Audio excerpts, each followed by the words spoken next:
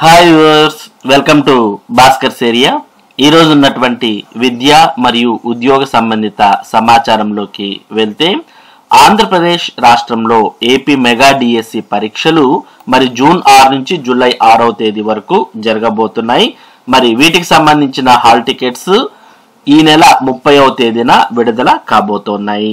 మరి ఇప్పటికే AP mega డిఎస్సికి సంబంధించిన మాక్ టెస్ట్ లింక్స్ అనేవి అభ్యర్థులకు అందుబాటులో ఉన్నాయి. ఇక హాల్ టికెట్లు 30వ తారీఖున విడుదలైతే జూన్ 6 నుంచి పరీక్షలు ప్రారంభం కాబోతున్నాయి.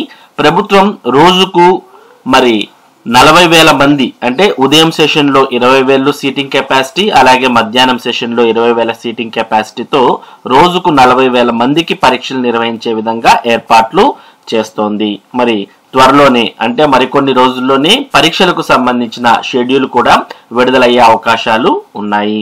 ఇక మరోపక్క సిబిఎస్ఈ వారు 2వ తరగతి వరకు మరి మాతృభాషలోనే పాఠాలు బోధించాలి అంటూ ఈరోజు సమాచారాన్ని ఇవ్వడాన్ని మనం ఇక్కడ చూస్తూ ఉన్నాం. 2వ తరగతి దాకా తెలుగులోనే పాఠాలు, 3 నుంచి 5వ క్లాస్ వరకు ద్విభాషా విధానం. సిబిఎస్ఈ బోర్డు నిర్ణయం ఈ విద్యా సంవత్సరం నుంచే అమలు. మాతృభాషలో బోధిస్తేనే పిల్లలకు ఈజీగా అర్థమవుతుందని ఈ నిర్ణయం. ఇక స్టేట్ సిలబస్ లోనూ అనివార్యం. నర్సరీ నుంచి 2వ తరగతి వరకు మాతృభాషలోనే బోధనను తప్పనిసరి చేస్తూ central board of secondary education CBSE నిర్ణయం తీసుకుంది. కొత్త విద్యా సంవత్సరం 2025-26 నుంచి దీనిని అమలు చేయాలని ఆదేశాలు జారీ చేసింది. నేషనల్ ఎడ్యుకేషన్ పాలసీ ఎన్ఈపి 2020 అమలులో భాగంగా ఈ విధానాన్ని తీసుకొచ్చింది. దీనికి అనుగుణంగా తెలంగాణతో పాటు ఆంధ్రప్రదేశ్లో సిబిఎస్ఈ స్కూళ్లలో తెలుగులోనే బోధించనున్నారు. ఎన్ఈపికి అనుగుణంగా national curriculum framework school education 2023 పలు సిఫారసులు చేసింది. వీటిలో మాతృభాష లేదా రాష్ట్ర అధికార భాష అమలు నిర్ణయాన్ని ప్రైమరీ లెవెల్లో ప్రీ ప్రైమరీ నుంచి 2వ తరగతి వరకు ఈ విద్యా సంవత్సరం నుంచే అమలు చేయబోతున్నారు. దీనికి సంబంధించి సిబిఎస్ఈ బోర్డు అన్ని అనుబంధ స్కూళ్లకు సర్క్యులర్ జారీ చేసింది.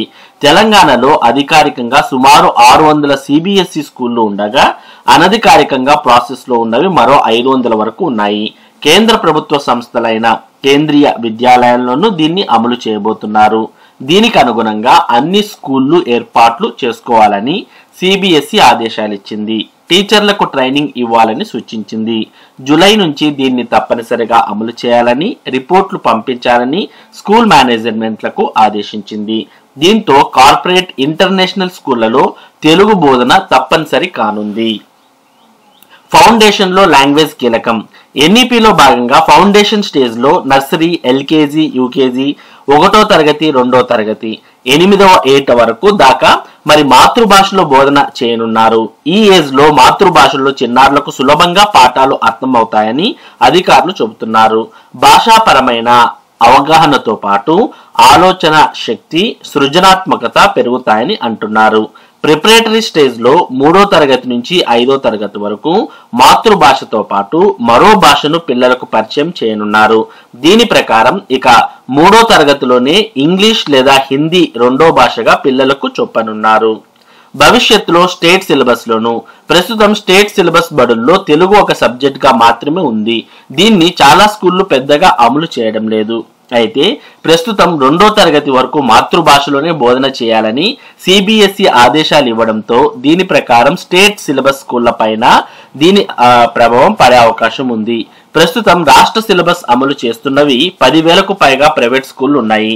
ఈ ఏడాది లేదా వచ్చే ఏడాది నుంచి తప్పనిసరిగా మాతృభాషలోనే బోధన చేయాలనే విధానాన్ని రాష్ట్ర ప్రభుత్వం కూడా అమలు చేసే అవకాశాలు ఉన్నాయి. ఇక మరోపక్క పిఎం శ్రీకి 80 పాఠశాలలు ఎంపిక. ప్రస్తుత విద్యా సంవత్సరంలో ఆంధ్రప్రదేశ్ రాష్ట్రంలోని 80 పాఠశాలలు పిఎం శ్రీ పథకానికి ఎంపికయ్యాయి. ఆయా పాఠశాలల జాబితాను సమగ్ర శిక్షా అభియాన్ విడుదల చేసింది. ఈ పాఠశాలలకు కేంద్ర ప్రభుత్వం ప్రత్యేక బడ్జెట్ విడుదల చేస్తుంది. ఈ నిధులను ఎస్ఎస్ఏ ద్వారా అందిస్తుంది. కంప్యూటర్ నైపుణ్య పరీక్షా ఫలితాలు విడుదల. గ్రామ మరియు వార్డ్ సచివాలయ, panchayati secretary grade 5, VRO grade 2, grade 1 ఉద్యోగుల కంప్యూటర్ నైపుణ్య పరీక్షా ఫలితాలను ఏపీపీఎస్సీ మంగళవారం విడుదల చేసింది. ఇక ఉపాధ్యాయుల శిక్షణా తరగతులు వాయిదా వేయాలి. సమగ్ర శిక్ష ఆధ్వర్యంలో LFN లో భాగంగా జ్ఞానప్రకాష్ జిల్లా రిసోర్స్ పర్సన్స్ కు నిర్వహిస్తున్న శిక్షణా తరగతులను వాయిదా వేయాలని స్కూల్ టీచర్స్ అసోసియేషన్ రాష్ట్ర అధ్యక్ష ప్రధాన కార్యదర్శులు శ్రీనివాసులు చందన్రావు ఒక ప్రకటనలో ప్రభుత్వానికి విజ్ఞప్తి చేశారు. ప్రస్తుతం ఉపాధ్యాయులందరూ బదిలీలు పదోన్నతుల కోసం దరఖాస్తు చేసుకోవడం, సీనియారిటీ జాబితాలు సరిచూసుకోవడం, అభ్యంతరాలు అప్పీల్ చేసుకోవడం, వెబ్ ఆప్షన్స్ ఇవ్వడం వంటి వాటిలో నిమగ్నమై ఉన్నారని, ఇటువంటి సమయంలో ఉపాధ్యాయులను ట్రైనింగ్ పేరుతో ఇబ్బందులకు గురి చేయడం సరికాదని అన్నారు. బదిలీలు పదోన్నతుల ప్రక్రియలు పూర్తయిన తర్వాత శిక్షణా తరగతులు నిర్వహించాలని వారందరూ కోరడాన్ని మనం గమనించవచ్చు. ఇక నేటి నుంచి IIITలో సర్టిఫికెట్ల పరిశీలన. RGUKT పరిధిలోని నూజివీడు, ఇడుపులపాయ, ఒంగోలు, శ్రీకాకుళం IIITల్లో 2025-26 అడ్మిషన్లలో భాగంగా ప్రత్యేక కేటగిరీ సీట్లు భర్తీకి గాను ఈ నెల 28 నుంచి 31 వరకు సర్టిఫికెట్లను పరిశీలించనున్నారు. ఇందుకోసం నూజివీడు IIITల్లో ఏర్పాట్లు చేశారు. 28న సైనికోద్యోగుల పిల్లలు CAP కోటాలో 153 మంది, క్రీడా కోటాలో 320 మంది సర్టిఫికెట్లను పరిశీలించనున్నారు. 29న CPA కోటాలో 117, భారత్ స్కౌట్స్ అండ్ గైడ్స్ కోటాలో 247, NCC కోటాలో 341, క్రీడా కోటాలో 245 మంది సర్టిఫికెట్లు పరిశీలిస్తారు. 30న NCC కోటాలో 452, క్రీడా కోటాలో 467 మంది, 31న NCC కోటాలో అభ్యర్థులు 661 మంది సర్టిఫికెట్లను పరిశీలించనున్నారు. ఉదయం 9 గంటలకు సర్టిఫికెట్ల పరిశీలన ప్రారంభమవుతుంది.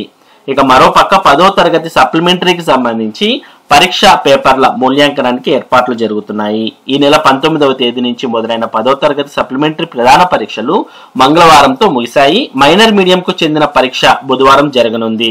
పరీక్షలు ముగియడంతో మూల్యాంకనానికి ప్రభుత్వ పరీక్షల విభాగం ఏర్పాట్లు చేస్తోంది. సప్లిమెంటరీ పరీక్షలకు సంబంధించిన సమాధాన పత్రాలు జిల్లాకు సుమారుగా 20,000 రానున్నాయి. ఈ నెల 31 జూన్ 1-2 తేదీల్లో మూల్యాంకనం జరుగుతుంది. ప్రస్తుతం పేపర్ కోడింగ్ జరుగుతోంది. ఇక BSc నర్సింగ్ ప్రవేశ పరీక్షకు దరఖాస్తుల ఆహ్వానం. ప్రస్తుత విద్యా సంవత్సరానికి రాష్ట్రంలోని పలు నర్సింగ్ కళాశాలల్లో BSc నర్సింగ్ 4 ఏళ్ల కోర్సుకు అందుబాటులో ఉన్న కన్వీనర్, యాజమాన్య కోటా సీట్ల భర్తీకి సంబంధించి కామన్ ఎంట్రన్స్ టెస్టుకు దరఖాస్తులు ఆహ్వానిస్తున్నట్లు విజయవాడ NTR ఆరోగ్య విశ్వవిద్యాలయం తెలిపింది. అర్హత కలిగిన అభ్యర్థులు ఈ నెల 28 నుంచి జూన్ 20 వరకు దరఖాస్తు చేసుకోవచ్చు. వివరాలకు 9007800707, 8008250849 నంబర్లపై సంప్రదించవచ్చు.